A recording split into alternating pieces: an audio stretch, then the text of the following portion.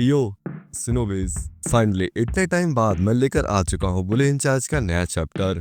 Start करने से पहले तुम लोग से मेरा एक क्वेश्चन है, तुम लोग को मैं डेली एक एक चैप्टर दूं कि एक साथ पूरी आर्क दूं? यानी कि मेरे कहने का मतलब ये है, यानी कि जैसे मैं डेली एक एक चैप्टर डालता हूँ। ओह, मैं तो इतने टाइम से कुछ डाल ही नहीं रहा था, सॉरी यार। मैं ये कह रहा था कि एक साथ में तुम सभी लोगों को 4-5 चैप्टर की एक लंबी वीडियो प्रोवाइड करूँ, लाइक का 1 घंटे, जिससे तुम लोग को भी एंजॉय करने में काफी मजा आएगा। जैसा तुम लोग चाहते हो मुझे कमेंट सेक्शन में बता देना। चलो वीडियो को स्टार्ट करते हैं। चैप्टर की स्टार्टिंग में हम देखते हैं कि ये मोटा बंदा किसी से डरकर भाग रहा होता है, और ये जब भागते भागते पीछे देखता है तो इसके पीछे काफी बड़ा सा हाथ इसे पकड़ने के लिए आ रहा होता है। यो हाथ जैसे ये पकड़ने वाला होता है, इसे ये चिल्लाते हुए कहता है, मैं हार नहीं सकता, मुझे भागना होगा और तेज। तभी इसे टनल के एंड में रोशनी आती हुई दिखाई देती है, और ये सोचता है अब मैं वहां जाकर बच जाऊंगा इस चीज से। इतना सोचते ही इस बंदे के पीछे से वो हाथ आकर इसका मुंह पकड़ लेता है, और ये मोटा लड़का चिल्लाने लगता है, कहता है मुझे छोड़ो यार, और वो उस हाथ से छूटकर भागते हुए जाकर इस टनल के बाहर कूद जाता है, और अपने मन में हंसते हुए कहता है मैं उस चीज से बच गया।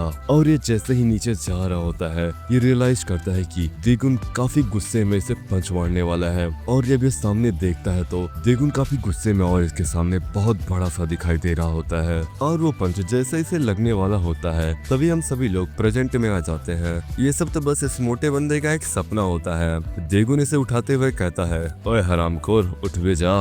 द्विगुण को अपने सामने देखकर इस बंदे की तो पूरी तरीके से फट चुकी होती है। तभी हम देखते हैं कि द्विगुण ने और सभी बंदों की भी हालत खराब कर साइड में लाइन में खड़ा कर दिया होता है। द्विगुण इस मोटे बंदे को लात मारते हुए कहता है, हरामखोर जल्दी से खड़ा हो, अभी तक तू खड़ा नहीं हुआ, उठ भी जा भैंसे, और जाकर लाइन में खड़ा हो जाओ। ये पीछे से 2 बंदे देख रहे होते हैं, और ये कॉल कर क्लास 7 के लीडर को ये सब बता रहे होते हैं कि उसने अकेले ही 1v4 कर दिया। ये ट्रांसफर स्टूडेंट बहुत ही ज्यादा स्ट्रॉन्ग है। ये सुनकर क्लास 7 का लीडर अपने मन में सोचता है कि जितना मैंने सोचा था वो बंदा उससे भी बहुत ज्यादा स्ट्रॉन्ग है। मुझे लगा था ये मोटा हरामखोर इस ट्रांसफर स्टूडेंट को डिफीट कर देगा, बट ऐसा कुछ भी नहीं हुआ। और फिर ये लीडर इस कॉल वाले बंदे से कहता है, तुम्हारी इन्फॉर्मेशन के लिए थैंक यू, तुम उन पे ध्यान रखो। फिर इसके बाद हम द्विगुण को देखते हैं। द्विगुण मोटे के कंधे पे हाथ रख कर कहता है, चल मुझे बता किसने तुझे भेजा था यहाँ। ये सुनकर ये मोटा बंदा कहता है, अरे मौजा तो कैफे ने भी नहीं भेजा था। तो सुनने के बाद द्विगुण इसके कंधे को बहुत तेज से प्रेस करता है। इसके बाद ये मोटा बंदा तोते की तरह बोलने लगता है, तुमने इससे पहले किम वांगू का नाम सुना ही होगा, वही है इन सब चीजों के पीछे। ओए भाड़ में जाओ तुम, मुझे इन सब चीजों के बारे में तुम्हें नहीं बताना चाहिए था। अब मैं वांगू के हाथे मरने वाला हूँ। जो तुमसे मुझसे पूछा था मैंने तुम्हें बता दिया है, प्लीज प्लीज उसे पता नहीं चलना चाहिए कि मैंने उसके बारे में तुम्हें बताया है। ये सब कुछ देखकर जीना अपने मन में सोच रही होती है, ट्रांसफर स्टूडेंट ने ये जो भी किया, क्या वो एक गैंगस्टर का पार्ट है? इसके बाद द्विगुण जीना को देखते हुए कहता है, आखिर वो यहाँ पर क्यों है? तभी ये मोटा बंदा कहता है, वो मुझे फॉलो करते हुए यहाँ तक आई क्योंकि ये बेचारी मुझे पसंद करती है। ये सुनकर जीना इसके ऊपर चिल्लाते हुए कहती है, क्या? भाड़ में जाओ यार, मैं तुम्हें पसंद नहीं करती हूँ। मतलब मैंने तुम्हें इतनी बार मना किया है, तुम ऐसे क्यों हो? क्या तुम पागल हो? मुझे तुम बिल्कुल पसंद नहीं हो यार। कभी अपनी शक्ल आईने में भी देखी है? एकदम गोरिल्ला दिखते हो। और क्या ये एक इंसान का शेर है? छी छी छी, ये तो 1 हफ्ते से ना धुले मुझे से भी बदतर है। ये सुनकर ये मोटा बंदा बोलता है जीना से, प्लीज अब बस करो, आई एम रियली सॉरी, बट मुझे रियली लगा था कि तुम मुझे लाइक करती हो, इसीलिए मुझे फॉलो कर रही हो। इतना सुनकर जीना ये बोलती है, तुम्हारा पीछा करना? ज्यादा फिल्में देखते हो क्या? तुम्हें जरूर कोई गलतफहमी हुई होगी, ऐसा कुछ भी नहीं है। खैर, मैं इस तरह की हिंसा में खुद को शामिल करना पसंद नहीं करती हूँ। चलो अब मैं चलती हूँ। जीना ये कहने के बाद यहाँ से जाने लगती है। तब वो इन दोनों लड़कों के पास से गुजरती है। जीना इन दोनों लड़कों को देखकर अपने मन में कहती है, ये सभी यहाँ गैंगस्टर जैसे दिखते हैं। इनमें से एक लड़का जीना को देखते हुए कहता है, भाई ये लड़की सच में बहुत ज्यादा प्रिटी है। ये सुनकर दूसरा लड़का कहता है, सही कह रहा है यार, काश हमारे स्कूल में भी ऐसी लड़कियां होती। वेल कोई ना यार, चलो चलते हैं यहाँ से। इसके बाद हम लोग द्विगुण को देखते हैं। द्विगुण इस मोटे बंदे से कह रहा होता है गुस्से में, ओए चल जल्दी से कॉन्टेक्ट एक्सचेंज कर मुझसे, और मैं कल तुझसे स्कूल में मिलूंगा, और उस हरामखोर का क्या नाम था, किंग वोंग बिंग, तो उससे मुझसे मिलाना, ओके?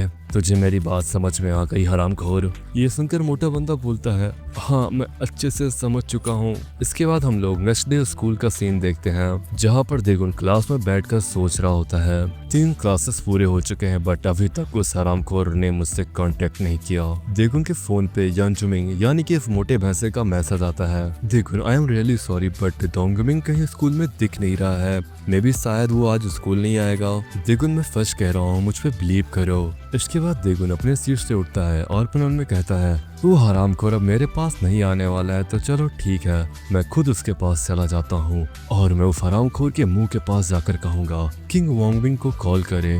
इसके बाद देगुन उस मोटे भैंसे के पास पहुंच जाता है। देगुन इस हरामखोर के कंधे पे हाथ रख के कहता है, ओए किंग वोंगबिंग किधर है साले। अचानक से देगुन की वॉइस सुनकर ये मोटा बंदा शॉक हो जाता है और कहता है, अरे तुम यहाँ कैसे आ गए। इसके बाद देगुन ये सुनने के बाद इसका फोल्डर दोबारा से कस के दबाने लगता है और ये मोटा बंदा चिल्लाने लगता है। क्लास वाले देगुन को देखकर कहते हैं, अरे मैं इसे जानता हूँ, ये देगुन कौन है, ये नया ट्रांसफर स्टूडेंट यहाँ क्या कर रहा है।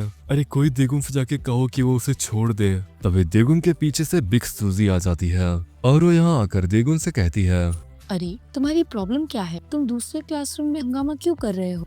यह बात सुनकर देगुन इस मोटे बंदे से कहता है, क्या वजह इसी तरह बात करती है। ये सुनकर मोटा बंदा कहता है, अरे यार मैं इस तरह काम बिल्कुल भी नहीं करता हूँ। इसके बाद बिग सूजी बोलती है, अब यहाँ पे हंगामा करना बंद करो और यहाँ से जल्दी निकलो। रुको, तुम वही ट्रांसफर स्टूडेंट हो ना जो कुछ दिनों से बहुत हंगामा खड़ा कर रहा है। समझते क्या हो अपने आप को जो यहाँ आ रहे हो। ये सुनकर देगुन कहता है, क्या तुम यहाँ के सभी स्टूडेंट को मैनेज करती हो, तुम अपने बारे में कुछ ज्यादा ही कॉन्शियस नहीं हो रही हो। इतना सुनते ही बिग सूजी देगुन को खतरनाक सा चपेट लगा देती है। बिग सूजी देगुन को मारते हुए ये कहती है, क्या तुम्हारा दिमाग खराब है, क्या तुम मुझसे प्यार से बात नहीं कर सकते, तुम्हें ये भी नहीं पता होगा मैं कौन हूँ, है ना। इसके बाद देगुन कहता है, मैंने बिल्कुल भी एक्सपेक्ट नहीं किया था कि मुझे एक थप्पड़ पड़ेगा। आखिर तुमने मेरे ग्लासेस के साथ क्या किया, मेरे ग्लासेस तोड़ दिए तुमने। ये सुनकर बिग सूजी कहती है, भूल जाओ, तुम्हें इसका कोई अंदाजा नहीं होगा क्योंकि तुम ट्रांसफर्ड हो। ये सुनकर देगुन कहता है, और मुझे लगता है कि मेरे ग्लासेस थोड़े से मुड़ गए हैं। देन बिग सूजी आगे कहती है, तुम बेक्सुयुक को जानते हो ना, जो 3rd ग्रेड गोल्डन ड्रैगन की लीडर है। ओपा, नो वो मेरा ओपा है, बेक्सुयो। यह सुनकर देगुन कहता है, मैं समझा नहीं। बिग सूजी देगुन को देखकर अपने मन में कह रही होती है, वो अपने ग्लासेस के बिना कितना हैंडसम दिखता है यार। इसके बाद हम देगुन को देखते हैं जो अपने साइड में किसी को नोटिस करता है और कहता है, आखिर तू यहाँ पर क्या कर रहा है। हम देखते हैं ये कोई और नहीं किंग वोंगबिंग होता है। किंग वोंगबिंग जाकर मोटे बंदे को खतरनाक सी किक मार देता है। ये चीज देखकर देगुन भी काफी ज्यादा शौक हो गया होता है। किंग वोंगबिंग मोटे बंदे का बाल पकड़कर उसे ढेर सारे चाटे बजाने लगता है। देगुन ये सब देखकर अपने मन में सोच रहा होता है, आखिर बाकी सभी स्टूडेंट को क्या हुआ। इसके बाद हम मोटे बंदे को देखते हैं। मोटा बंदा दर्द से करा रहा होता है। देन अपना गाल पकड़कर कहता है, वोंगबिंग आखिर ये सब क्या है। इसके बाद देगुन वोंगबिंग के पास जाकर कहता है, क्या तुम्हारा ही नाम किंग वोंगबिंग है। ये सुनकर वोंगबिंग कहता है, हाँ मेरा ही नाम किंग वोंगबिंग है। मैंने सुना कि तुम मुझे ढूंढ रहे थे, क्या बात है। और ये चैप्टर सुनो वैसे पर खत्म हो जाता है। तुम्हें ये चैप्टर कैसा लगा मुझे कमेंट करके जरूर बताना।